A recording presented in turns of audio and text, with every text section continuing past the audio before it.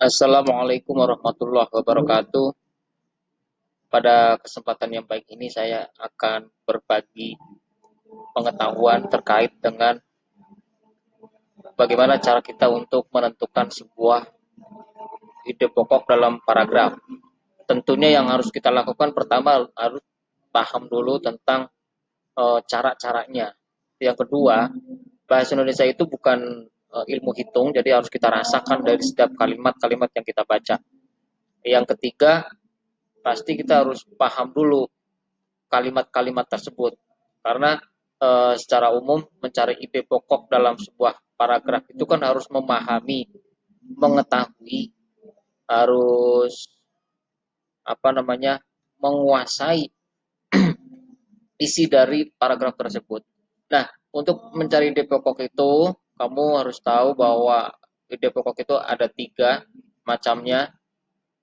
Yang pertama secara deduktif atau kalimat utamanya berada di awal paragraf. Kemudian ada yang induktif, kalimat utamanya atau ide pokoknya ada di akhir paragraf, atau yang campuran, yang dua-duanya.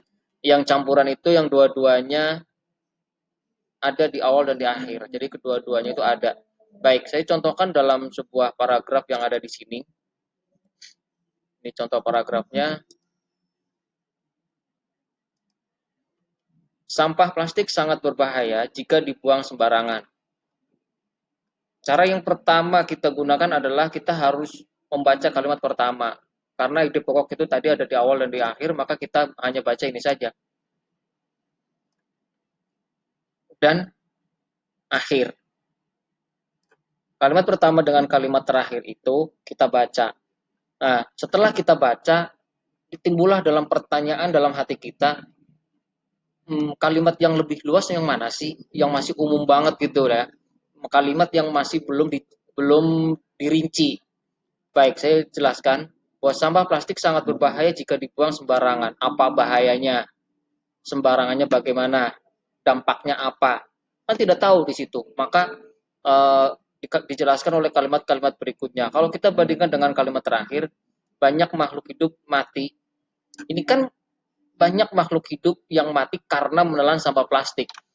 Kan ada hubungannya dengan kalimat pertama. Tetapi kalimat yang terakhir ini adalah kalimat yang menjelaskan bahwa ini adalah dampak bahayanya sampah plastik yang dibuang sembarangan. Akibatnya apa? Banyak makhluk hidup yang mati karena menelan sampah plastik. Jadi untuk menentukan ide pokok dalam sebuah paragraf itu, kita harus paham kalimat pertama dulu dengan kalimat terakhir. Kalau dengan kalimat pertama dan kalimat terakhir kita sudah baca dan kita pahami, pilih yang lebih luas, yang lebih umum, itu sudah cukup seperti itu, berarti kita sudah bisa menentukan ide pokok. Tapi kalau memang itu saja belum cukup, maka kita harus membaca semuanya. Ya, tapi untuk taraf SD itu cukup dibaca awal dan akhir. Itu untuk mempercepat, mempersingkat waktu kita mengerjakan soal paragraf. Baik, di sini pertanyaannya adalah ide pokok bacaan di atas adalah, nah kita lihat di pilihan jawaban itu tidak ada kalimat yang sama baik dengan kalimat pertama maupun kalimat terakhir. Tetapi kita punya kata kunci. Kata kuncinya apa?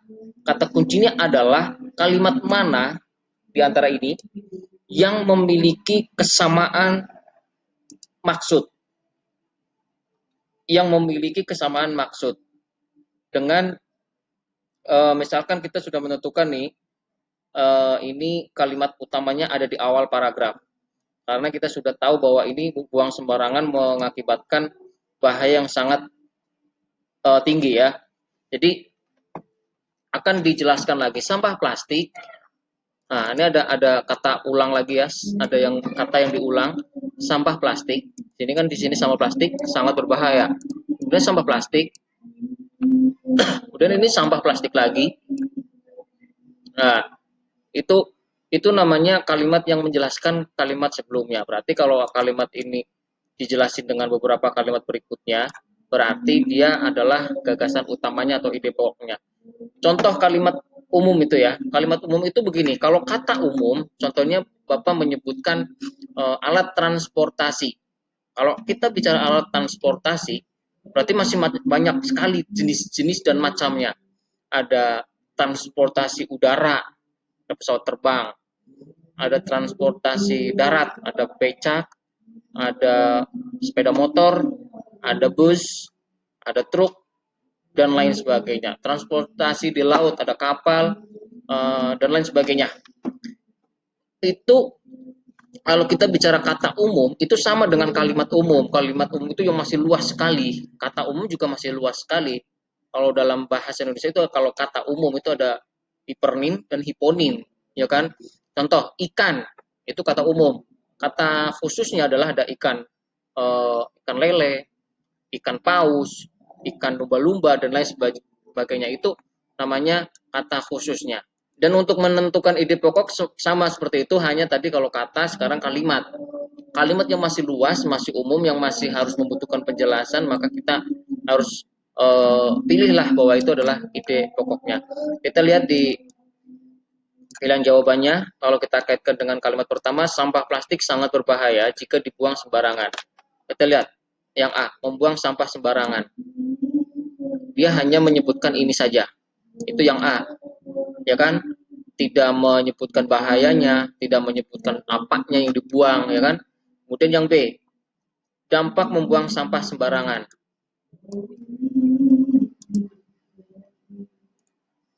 Dampak membuang sampah sembarangan. Bisa jadi, tetapi kita bandingkan dengan yang lain. Yang C, dampak membuang sampah plastik secara sembarangan. Nah, antara B dan C itu hampir sama, tetapi lebih spesifik, lebih khusus yang C. Kenapa? Kalau yang B, dampak membuang sampah sembarangan, itu sampah apa dulu? Iya kan? Sementara di kalimat ini, di paragraf ini, kita membicarakan sampah apa? Bukan sampah kompos, bukan sampah sisa pabrik dan lain sebagainya, tapi ini membicarakan sampah plastik. Nah, berarti lebih spesifik lagi, lebih khusus lagi adalah dampak membuang sampah plastik secara sembarangan. Kemudian yang D, sampah plastik tidak dapat didaur ulang oleh alam. Apakah itu? Kalau ini kamu pilih, berarti di sini ada nih. Ah, tidak mungkin yang di tengah ini menjadi ide pokoknya. Karena yang di tengah ini tidak ada sejarahnya yang namanya gagasan utama atau ide pokok itu di tengah. Berarti ini pasti bukan. Dan ini juga nggak tahu sampahnya apa. Ya kan? Ini juga sudah tahu kita membuang sampah sembarangan dan dampaknya. Tapi sampah apa yang dibuang? Kan nggak tahu. Maka jawaban yang tepat adalah dampak membuang sampah plastik secara sembarangan. Kita lihat dengan kalimat pertama, sampah plastik sangat berbahaya jika dibuang sembarangan. Sama kan? Akhirnya di sini ada dampaknya nih, membusuk dan sebagainya, mengganggu ekosistem. Itu dampaknya mengganggu ekosistem. Kemudian dampak yang lain adalah banyak makhluk hidup yang mati karena menelan sampah plastik. Itu itu kalimat contoh kalimat atau paragraf yang pertama. Sekarang saya lanjutkan ke yang kedua.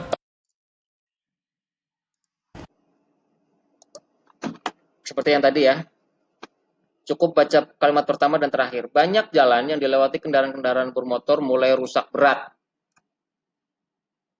Beban yang berlebihan yang diangkut truk dan bus ikut mempercepat rusaknya jalan.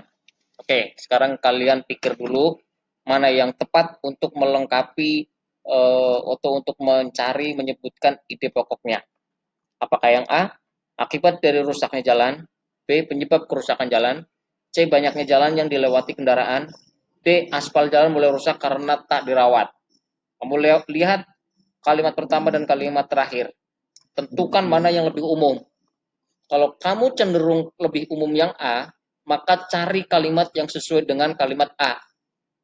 Ya, yang pertama kali kita menentukan ide pokok adalah baca kalimat pertama dan baca kalimat terakhir.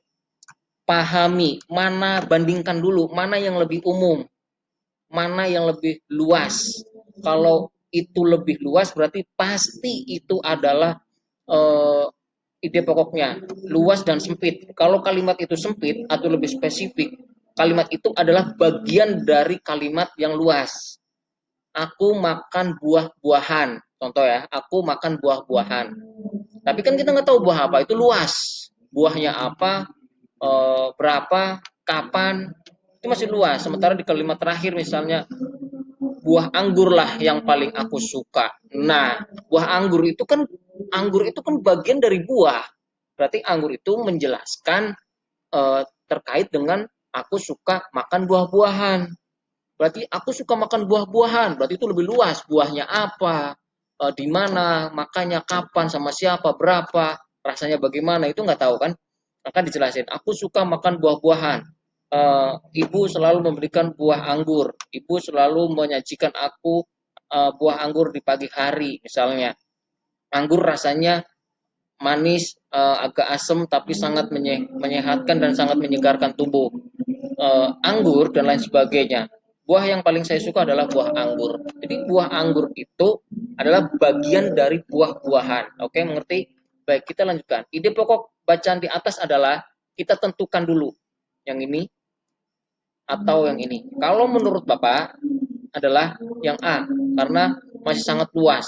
Jalan itu rusak karena dilewati kendaraan-kendaraan bermotor. Kendaraan bermotor itu ada motor roda dua, mobil, bus, truk besar. Kendaraan bermotor itu kendaraan yang bermesin, ya.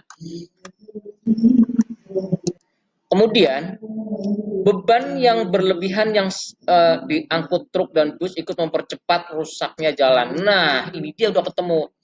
Banyak jalan yang dilewati kendaraan-kendaraan bermotor mulai rusak berat. Kendaraan-kendaraan motor itu apa aja? Ya kan tadi Pak Murad sebutkan. Ada ini, itu, ya kan? Nah, di sini udah dijelaskan lagi beban kendaraan bermotor seperti truk dan bus. Truk dan bus itu kan bagian dari kendaraan, ya kan? Bapak bilang kendaraan bermotor ada bus, truk, mobil kecil biasa, ya kan? Itu kan bagian. Lihat paragraf itu kamu baca awal dan akhir, bandingkan awal dengan akhir, lalu kamu setelah membandingkan kamu pilih mana yang lebih umum. Kalau dia lebih umum berarti dia adalah ide pokoknya. Lanjutnya kita jawab. Akibat dari rusaknya jalan, penyebab kerusakan jalan, banyak jalan yang dilewati kendaraan, aspal jalan mulai rusak karena tak dirawat. Silahkan dicoba untuk menjawab sebelum Bapak jawab untuk pertanyaan. Ya, jadi jawabannya gini, kok di pilihan jawaban nggak ada ya yang sesuai dengan kalimat pertama dan sesuai dengan kalimat terakhir? Oke, nggak masalah. Mengapa demikian? Memang kalau kita mencari ide pokok itu tidak harus sesuai jiplek kalimatnya dengan pertama atau yang terakhir. Tetapi gagasannya sama. Ini, kalau kita belum bisa menemukan atau tidak ada kalimat yang sama dengan kalimat pertama dan terakhir, maka kita baca kemudian. Setelah kalimat pertama kita baca, kita baca kalimat kedua, lalu kita baca kalimat berikutnya, lalu kita baca kalimat berikutnya, sampai dengan kalimat terakhir. Setelah kamu baca, pertama ketika kamu nggak menemukan kalimat yang sama, yang pertama adalah satu, temukan ide pokoknya. Caranya bandingkan kalimat pertama dengan kalimat terakhir, ketemulah ide pokok. Setelah kamu ketemu ide pokoknya, kamu baca kalimat-kalimat yang lain.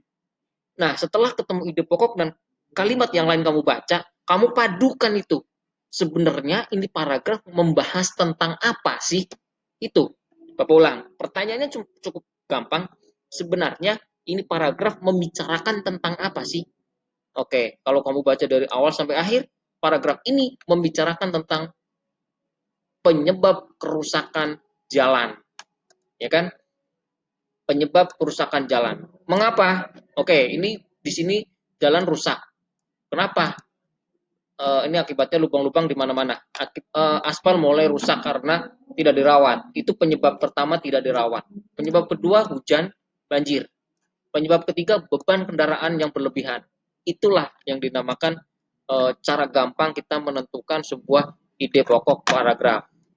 Selanjutnya kita ke kalimat paragraf ketiga, menjadi filatelis atau mengumpulkan perangko sudah dianggap kuno. Cukup, kita baca itu saja. Yang terakhir, mengumpulkan perangko dan benda-benda pos lainnya agaknya mulai ditinggalkan orang. Bandingkan ke kalimat pertama dengan kalimat terakhir. menjadi filatelis atau mengumpulkan perangko sudah dianggap kuno. Kunonya itu bagaimana? Mengapa dianggap kuno? Terus mengapa demikian dianggap kuno gitu kan? Apa nggak seharusnya nggak harus seharusnya begitu kan? Terus kemudian begini nih, mengumpulkan perangko dan benda-benda lainnya agak mulai ditinggalkan orang. Nah, ide pokok paragraf tersebut apa sih? Kamu bandingkan kalimat pertama dengan kalimat terakhir. Sudah kita bandingkan mana yang lebih umum. Kalau kalian sudah menentukan mana yang lebih umum, tentunya tak lama lagi kamu akan bisa menentukan ide pokoknya. Baik, saya lanjutkan. Ada nggak pilihan jawaban di sini yang sesuai dengan kalimat pertama?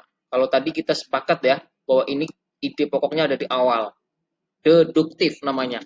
Nah, setelah kita tahu ide pokoknya, kita masih kesulitan untuk mencari jawabannya, Pak. Kok jawabannya nggak ada yang jawabannya sama dengan kalimat pertama? Jangan pernah berpikiran seperti itu. Kalimat pertama itu kan membahas menjadi filatelis atau pengumpul perangko sudah dianggap kuno. Kita cari yang sesuai. Banyak kata-kata yang dihilangkan, tapi cari yang sesuai. Hobi orang masa sekarang. Mungkin nggak dengan kalimat pertama? Enggak.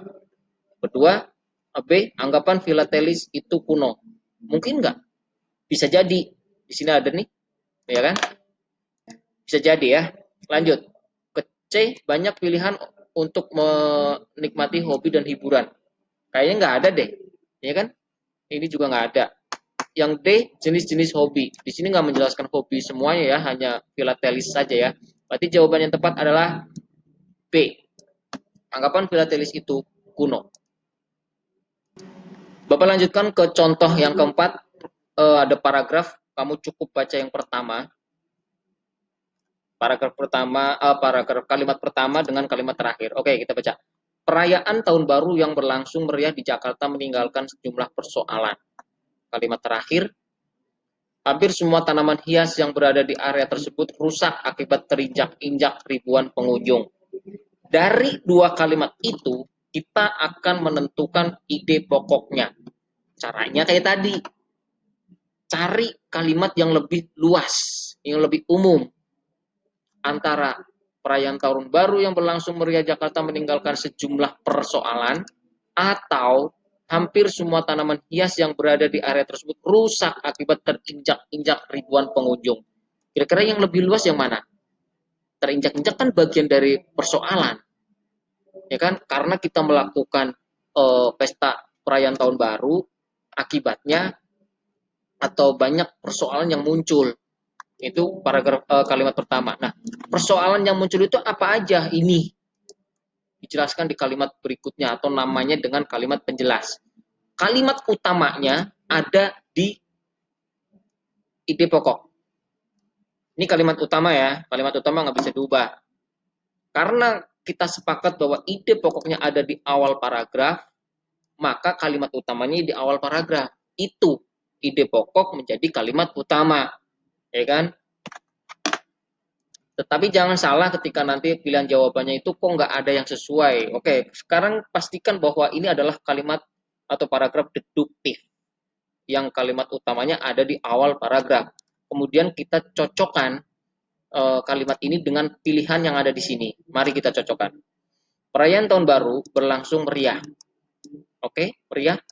Berarti hanya sampai di sini. Ya kan? Di mananya kita nggak tahu, akibatnya juga kita belum tahu. Berarti baru sampai sini. Sementara di sini nih, di Jakarta meninggalkan sejumlah persoalan yang dibahas perayaannya atau persoalannya. Ya kan? Ini untuk pilihan yang A itu belum sampai pada kelengkapan kalimat utama. Yang B, masalah yang muncul setelah perayaan Tahun Baru. Nah, masalah dengan persoalan itu sama, sebuah persamaan makna ya di situ, sinonim. Masalah, persoalan itu sama. Mungkin nggak jawaban ini? Bisa jadi. Yang kecil kita tengok dulu. Taman kota di Jakarta rusak. Taman kota di Jakarta rusak. Ada nggak dijelaskan di sini? Taman kota di Jakarta rusak itu ada di sini nih. Rusaknya sejumlah taman di kota. Itu bagian dari persoalan, bagian dari akibat perayaan Tahun Baru. Ya kan? Berarti itu tidak mungkin jawabannya yang C. Lanjut yang D, tanaman hias rusak diinjak-injak. Nah, tanaman hias rusak diinjak-injak juga merupakan bagian dari eh, kalimat utamanya. Kalimat utamanya apa tadi?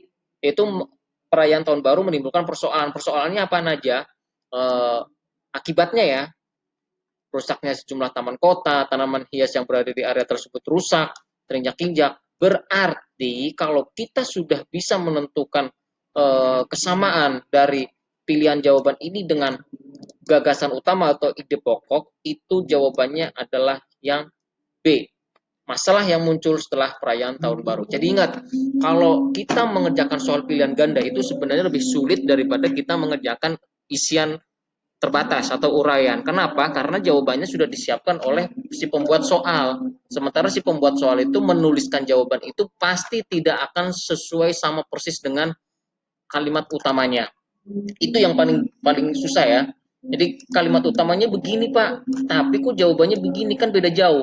Tetapi kita langsung saja bisa menentukan dengan cara membuang-buang beberapa kata tetapi tidak mengubah esensi kalimat itu sendiri atau mengubah makna dari kalimat itu sendiri. Oke ya. Bapak lanjut ke contoh kelima. Ini contoh terakhir ya, kelima ya. Udara di Bogor terasa dingin. Kalimat terakhir, data tingkat suhu udara ini terdapat di papan informasi pengukuran suhu di jalan-jalan besar di Kota Bogor. Ide pokok bacaan di atas adalah kita cari dulu ide pokoknya. Bandingkan kalimat pertama dengan kalimat terakhir. Mana yang menjadi kalimat utama? Mana yang menjadi ide pokok? Kita bandingkan dulu antara yang pertama dengan yang terakhir. Setelah kita bandingkan, kita akan menemukan sebuah ide pokoknya di situ. Ya, kalau sepemahaman Bapak di sini ide pokoknya adalah udara di Bogor terasa dingin. Dinginnya seberapa? Rasanya bagaimana? Terus datanya berapa? Kita kan belum tahu. Makanya itu kalau banyak pertanyaan yang kita tanyakan dalam hati dan di situ belum bisa dijelaskan dalam kalimat tersebut, maka itu yang namanya ide pokok. Baik, kita sudah menemukan ide pokok di awal paragraf. Lalu, bagaimana dengan jawabannya? Kita cocokkan dengan jawabannya. Suhu di Bogor mencapai 24 derajat Celcius. Masuk nggak dengan ini? Enggak kan? Di sini nggak ada angkanya 24 derajat Celcius. Adanya di kalimat kedua. Kalimat kedua itu nggak mungkin. Jadi kalau ini terdapat di kalimat kedua, itu bukan pilihan jawabannya. Kita lihat kalimat pertama aja, karena kita kan sudah berpatokan bahwa ide pokoknya ada di kalimat pertama. Kedua, keadaan di Bogor. Ini apaan? Apakah ini keadaan di Bogor, bencana atau apa? Itu bukan kan? Ini udara yang kita bahas, udara di Bogor yang terasa dingin, bukan hanya keadaan di Bogor saja. Ya kan? C, keadaan cuaca di Bogor yang dingin. Bisa jadi. D, informasi suhu di jalan-jalan Kota Bogor. Informasi suhu di jalan-jalan Kota Bogor itu dijelaskan di kalimat terakhir. Tapi kan tadi kita udah sepakat bahwa ide pokok ini hanya ada di awal paragraf. Berarti jawabannya adalah keadaan cuaca di Bogor sangat dingin. Kemudian dijelaskan derajatnya adalah 24 derajat, datanya dipampang di papan informasi pengukur suhu di jalan-jalan, itu namanya kalimat penjelas. Oke, sampai di sini nanti kita coba dengan beberapa pertanyaan. Mudah-mudahan bermanfaat. Terima kasih atas segala perhatian. Mohon maaf atas segala kekurangan.